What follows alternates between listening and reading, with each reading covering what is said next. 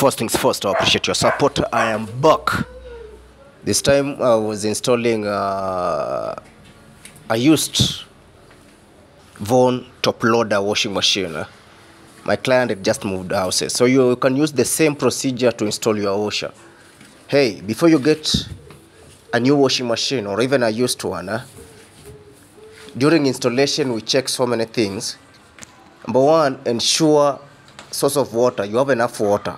It should be close to the machine because most of these pipes that come with the machine are 1.5 meters. Same applies to the drain pipe, so it should be close. Source of power should be close. We don't advise you use cable extensions. You don't need much. For the tools, you need a pipe wrench, then some gloves, protect your hands, a water tap, an exact washing machine tap, and then a thread tape, sockets, just a few things.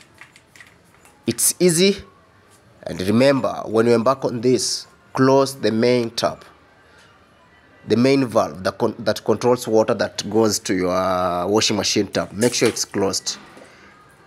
Ensure there is water. Ensure there is no water coming to the taps before you open this. And then use this procedure to install your washing machine. Make sure, I repeat, make sure you have a thread tape, because if you do this without a thread tape, there will be a lot of leakages. Follow these steps and get your washing machine installed.